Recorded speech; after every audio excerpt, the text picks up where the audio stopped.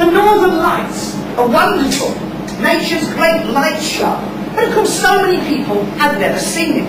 I think it's summed up best by Patrick Moore, who said that from him, if he looks where he lives, if he looks north, there's always some aurora, but it's aurora Bognor Regis rather than aurora borealis. The fact is, the Northern Lights, you need a clear, dark sky to see the subtle shades. When you get a really major display like this, you can see it from light polluted areas. But there are lots of displays of the aurora that go on that most people never see, simply because they don't have skies which are clear enough or dark enough to see them.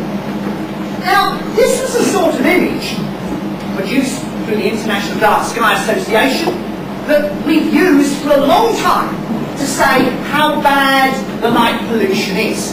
But this is only giving you part of the picture. These images, taken by combining images from the Defence Meteorological Satellite Programme, do show you how the light is distributed. And you can see that, for example, in the Black Sea here, there is no light. Well, there aren't going to be any street lights or floodlighting in the middle of the Black Sea, finding your navigation lights for ships. But, as anybody who's sailed across the English Channel will know, it looks dark there, but it isn't. When you sail across the English Channel, for miles off the French coast you see the lights from the town, and there's sky glow, and as you approach the English coast, the lights from the ferry ports, and there's sky glow. Sky glow extends beyond where the lights are actually situated.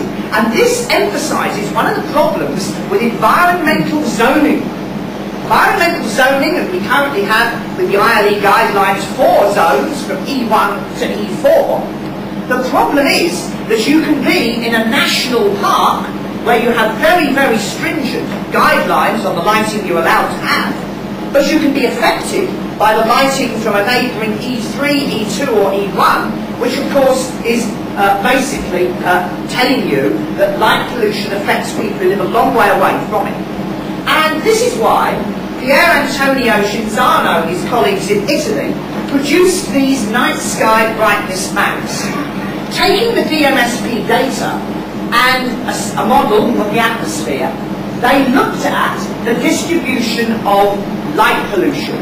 In other words, you can see here that extending out into the sea from the coasts, there is still a degree of sky glow. And so this is a total sky brightness map.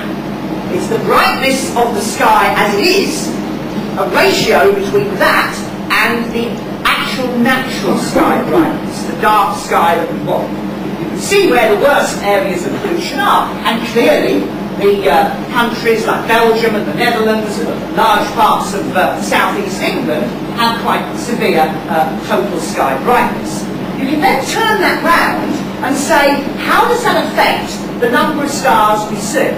This is a limiting magnitude map. In other words, how faint a star can you see under ideal conditions from different locations? Now, the people in the red areas are losing 2 stellar magnitudes on their limiting mag. What does that mean in real terms? Well, to put it in perspective, I always like to remember this little rhyme. How many stars can you see at night?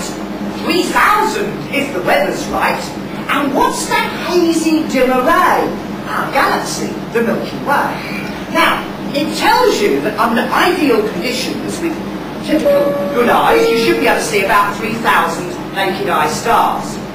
The people who live in the red areas are only seeing about 280. Not 2,500, 280. And the people in the yellow areas, they are only seeing about 1,500. So the thing is, most of the people who live in the built-up areas are losing the vast majority of the majesty of our night sky. And these maps are all available on the internet, and they are very worthwhile as a resource. The only people who have really dark skies are the people in the grey areas.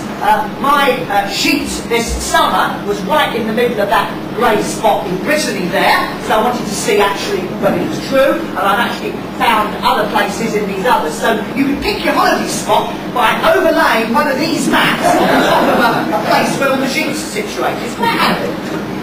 Now, stars, of course, are our interest as astronomers. But of course there are many other aspects on the impacts of light pollution which are important. Light pollution impacts humans in many ways.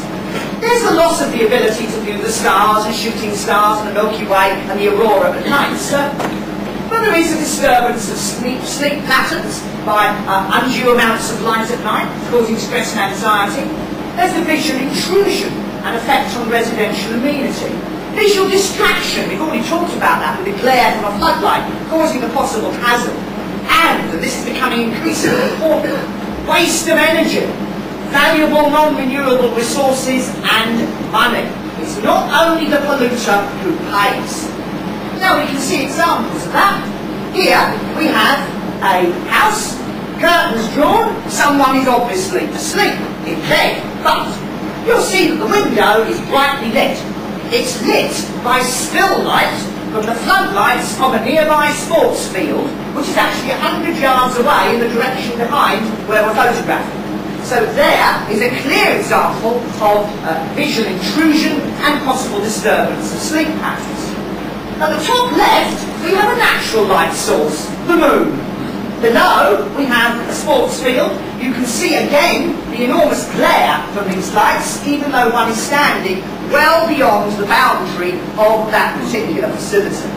So there's lots of impacts on humans, and it isn't just astronomers who are affected, it's everybody. Everybody in society is affected by light pollution in one way or another. Now, impacts of light pollution on the character of the town and countryside is another area. The more light you have in the rural areas, it blurs the separation between countryside and town, something that we want to have a distinction between. It introduces a suburban feel in the countryside. If you go into a small village which is very brightly lit, it gives it an urban feel. That is why you will find people in many small villages around the country who don't want any street lighting at night. They don't want lights. For them, it's part of their rural idyll that they don't have street lighting. It produces a loss of tranquility and remoteness in rural areas because even though you might be 40, 50 miles from a very large city, you can often still see the sky globe from that city in the sky. And if the architectural lighting is not done in an appropriate, sensitive manner, you lose the character in historic buildings, towns and villages. Here you can see a rural area, and you can see, it's a rather foggy night, that's done deliberately to show you just how much light there is. You can see that there's a great deal of lighting scattered around, and you can imagine that this was actually quite an urban area, whereas it is, in fact, a village in a rather rural area. Now, we like to floodlit buildings. I hate the word floodlight because it's the last thing you want to do. You do not want to flood a building with light. You want to light it sensitively and in a way that brings out the architectural fabric and detail. By blasting as much light as possible at the front of the building, you don't create anything that looks attractive in my view. And why you would want to floodlit trees is something that's quite beyond me and I've never understood it. Similarly, I don't really know why you want to floodlight the cemetery. I'm sure the residents can't complain, but the fact is, floodlighting a cemetery, certainly in a church in a rural area, can dramatically change the impact of that area on people who pass through. Churches, rural areas, they need to preserve their low light levels to preserve that rural quality. And this is also important. When you have brightly lit spots like this in rural areas, there are a lot of impacts on wildlife. We are only beginning to understand the huge number of impacts that lighting at night is having on flora and fauna. We haven't even really scratched the surface. More and more research projects are looking at it. The disruption of the daily life cycles of birds, insects and animals. Birds tweeting at 2 o'clock in the morning in brightly lit areas. Disturbance of their breeding cycles for birds, insects and animals. Disturbance of migratory patterns. Large flocks of birds changing their traditional paths because of lighting. And visual distraction to birds and insects by very bright lighting.